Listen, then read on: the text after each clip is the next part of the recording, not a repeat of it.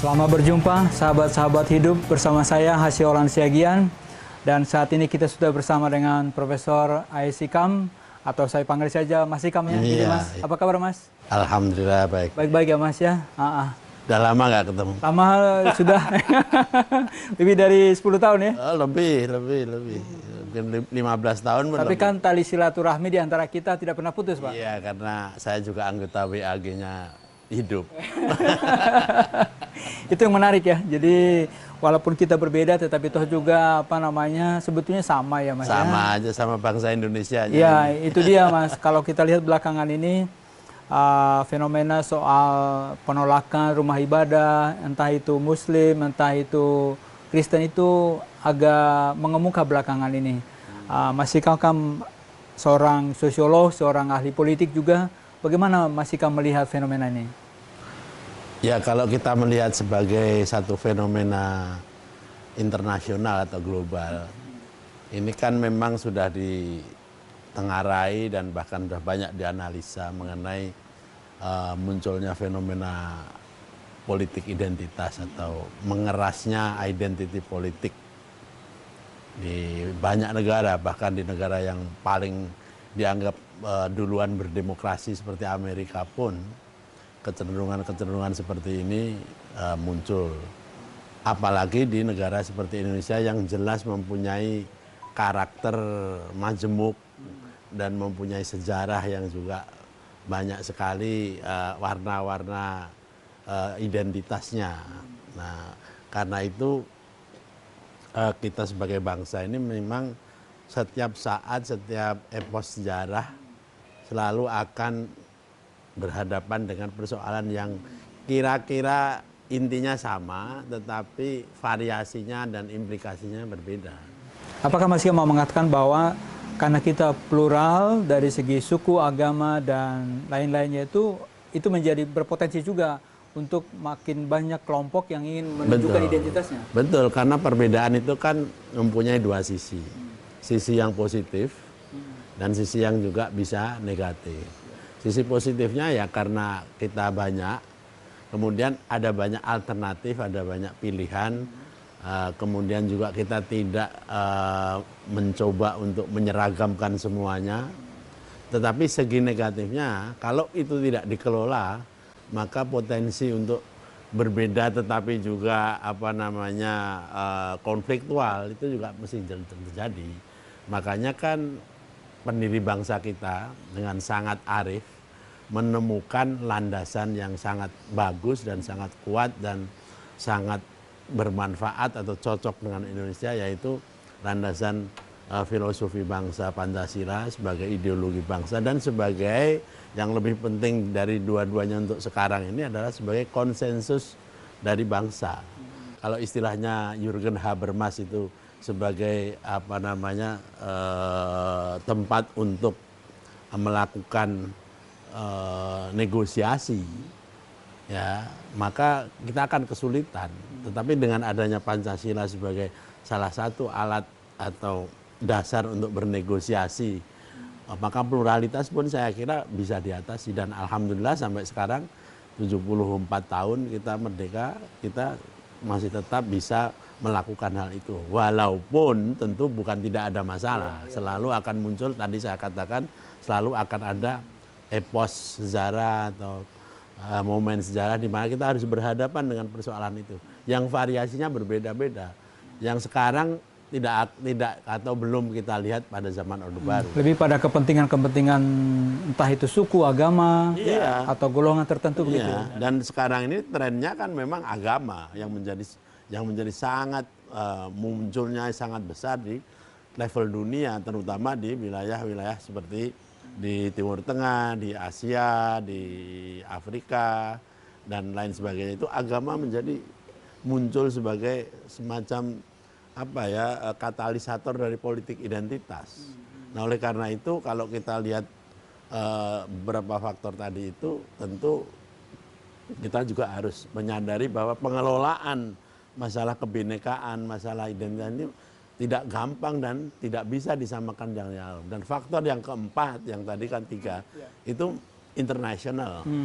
Jadi kita nggak bisa menghindar dari pengaruh internasional. Pengaruh internasional termasuk yang akhir-akhir ini ya, selama berapa ya, mungkin 20 tahun terakhir marak, yaitu transnational radical ideologis yang masuk ke Indonesia, bukan hanya dalam bentuk ideologi saja tetapi juga praksis-praksis radikal. Nah, itu 4 faktor itu saya kira membuat masalah tadi itu, politik identitas dan lain sebagainya itu harus dikelola dengan memahami itu.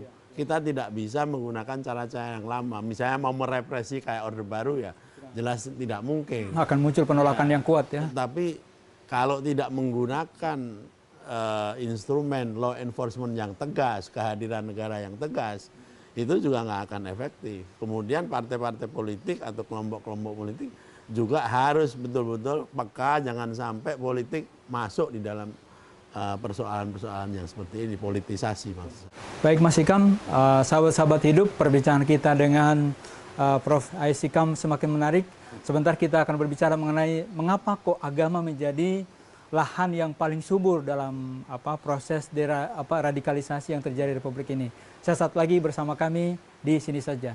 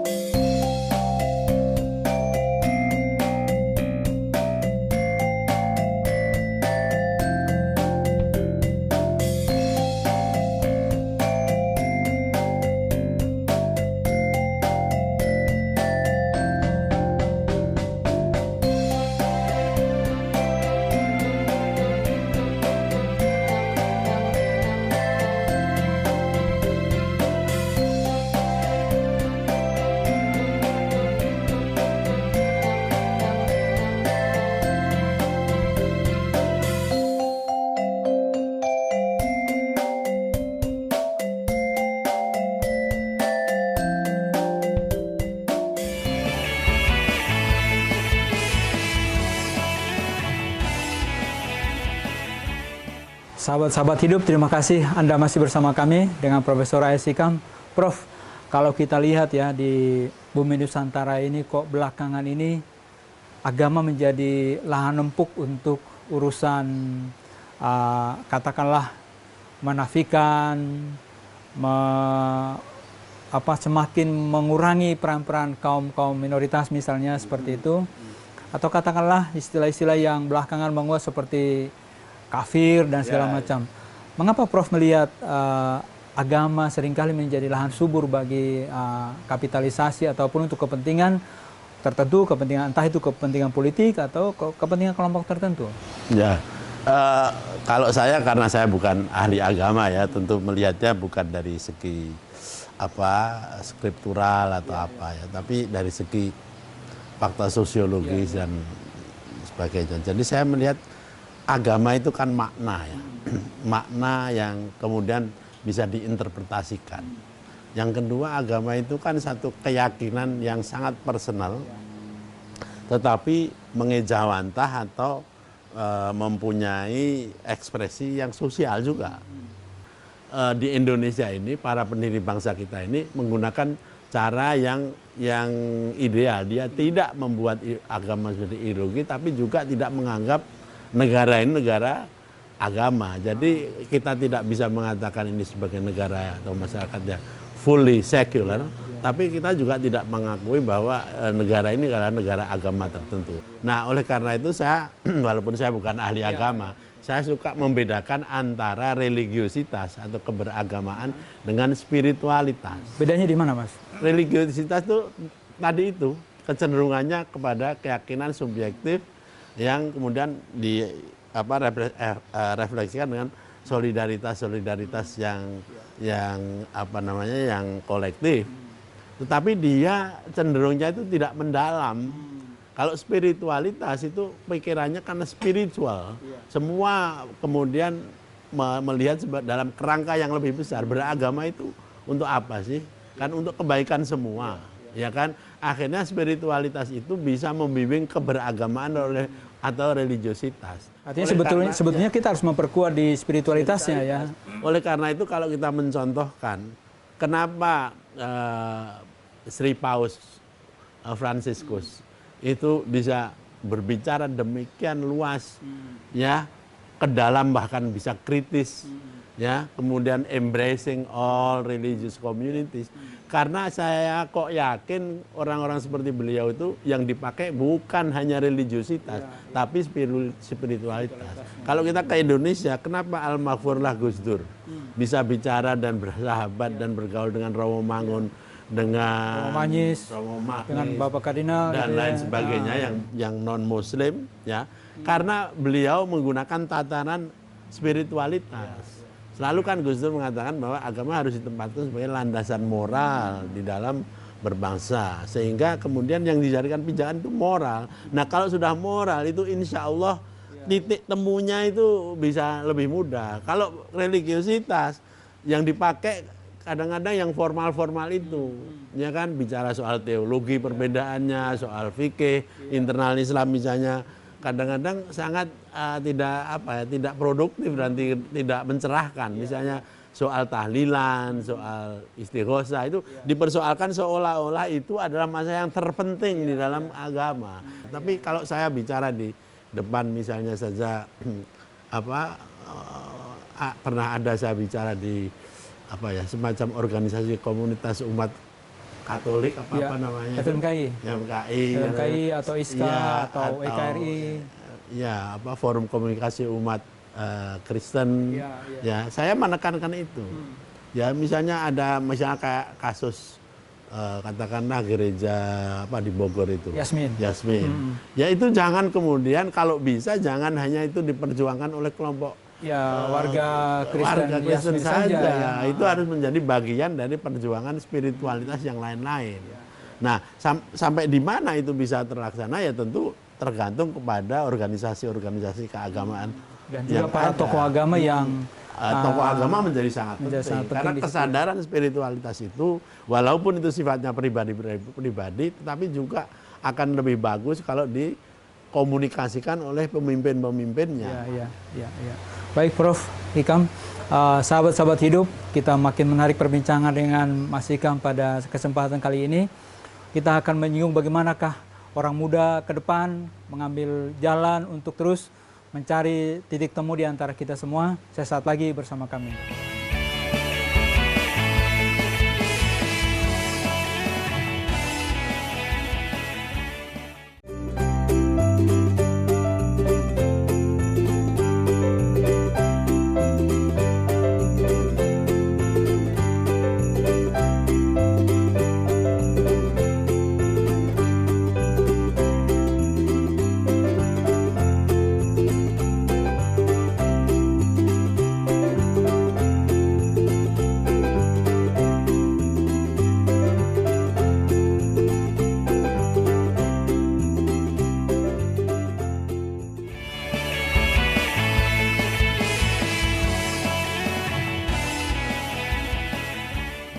Sahabat-sahabat hidup, terima kasih Anda masih tetap setia bersama kami dalam bincang-bincang kita dari hati ke hati pada kesempatan kali ini. Mas Hikam tadi sudah mencoba melihat bahwa sebetulnya ada payung spiritualitas yang bisa dikembangkan. Nah, kalau Mas Hikam seringkali berbicara mengenai bagaimana generasi muda kita. Dalam konteks ini, kalau kita lihat juga generasi muda kita ada cukup banyak yang terus menyuarakan pluralitas, tapi juga cukup banyak juga yang agak menjauh dari soal kesadaran akan pluralitas, akan kebinekaan itu. Menurut Mas Hikam seperti apa? Ya pertama-tama kita mesti sepakat bahwa generasi muda atau yang suka dianggap sebagai millennials itu di samping dia adalah potensial, tetapi juga dia sekarang ini masih atau mengandung persoalan-persoalan. Jadi jangan hanya bicara potensi saja, tapi kita juga melihat persoalan apa yang dihadapi. Sebab mau jadi potensi, mau menjadi persoalan, dia itu adalah masa depan bangsa. Kalau kita bicara dalam pengelolaan di bidang tadi itu, spiritualitas, religiositas, kemudian kekuatan sebagai negara, maka penanganan yang utama adalah memang tidak bisa tidak harus ada semacam cara mendidik yang ya mungkin tidak sama dengan sebelumnya. Katakanlah tetap aja di universitas. Tidak bisa hanya menggunakan model-model yang bersifat konvensional. Harus ada cara mendidik yang memang di luar itu. Misalnya lebih banyak membuat mereka itu mengalami sendiri di masyarakat, ya kan? Atau kemudian mereka diajarkan tidak terlalu banyak lecturing, tetapi mereka melakukan analisis. Ya, aktivitas gitu ya. Dan yang penting juga agar supaya pendidikan-pendidikan yang bersifat ideologis atau bersifat kewarganegaraan itu diberikan melalui lebih pada praksis. Nah, ini kemudian membutuhkan kemampuan dari para pendidik itu untuk juga terbuka. Bayangkan kalau misalnya ada sekolah Kristen di Tuban mau mengunjungi pesantren saya, terus pesantren saya bilang, wah, nggak boleh itu kan nanti gimana ada kristenisasi bla bla. Itu yang kemudian menjadi penghalang. Nah, membiasakan ini tidak mudah, Bung. Kelihatannya teoretikal mudah, tapi enggak, karena masyarakat itu macam-macam. Mungkin kalau di Jakarta udah biasa, tetapi di pondok pesantren saya di mungkin Jakarta belum tentu juga. Iya, makanya itu kan di Jakarta aja belum tentu, Iya. apalagi di daerah-daerah. Dan juga jangan underestimate juga, kalau di daerah pasti susah, belum tentu juga. Karena ada masyarakat daerah yang sudah terbiasa bergaul, ya kan? Ada local wisdom yang mereka sudah. Kalau saya melihat komunitas Nahdlatul Ulama ya itu more or less lebih mudah karena mereka udah terbiasa bergaul dengan yang macam-macam itu. Cuma saya juga tidak boleh kemudian taken for granted ya. Nah, inilah yang merupakan suatu cara yang lebih penting daripada sekedar membuat semacam training atau kelas yang dikasih sertifikat, kamu sudah lulus Pancasila dan lain. Ini praktek ini penting sekali. Nah, karenanya ya mendidik Pancasila itu adalah mendidik yang praksis. Ya, anak-anak sekarang jauh lebih. Tapi sebaliknya, Bung ya, kalau kita tidak menggunakan model kayak gitu, maka penggunaan information technology oleh kelompok-kelompok yang eksklusif, yang sangat menolak itu juga akan sangat hebat. Makanya kita kan melihat fenomena yang banyak dirasakan tapi tidak pernah dikemukakan secara konkret ya, bahwa radikalisasi itu udah mulai sejak PAUD, sejak TK, sejak SD karena diajari oleh mereka-mereka yang mempunyai visi identitas dan sektarian seperti itu dan kita tidak mampu mencegah. Betul, Prof. Makin mendalam kita melihat situasi yang sedang kita hadapi sekarang. Sahabat-sahabat hidup, sebentar lagi kita akan masuk ke topik itu. Tetaplah bersama kami di sini saja.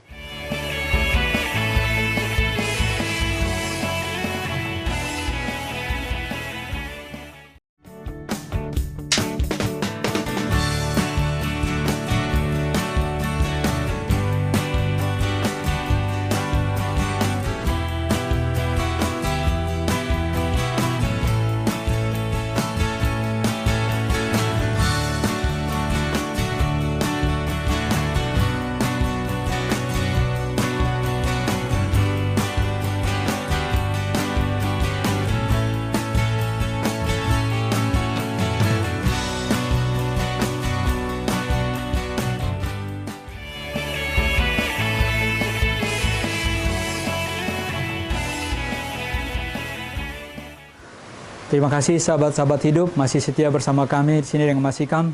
Mas tadi sudah berbicara mengenai pentingnya pendidikan dalam proses kita menangkal radikalisasi dalam melihat situasi seperti sekarang ini. Mas tadi mengatakan bahwa anak-anak pun sudah menjadi perhatian kita ini. Mengapa Mas Hikam melihat bahwa di sisi ini saat ini sangat mendesak untuk kita lakukan? Yang pertama adalah karena faktanya memang melalui berbagai macam survei, melalui berbagai macam penelitian, fakta radikalisasi itu makin lama makin besar atau setidak-tidaknya menjadi kenyataan.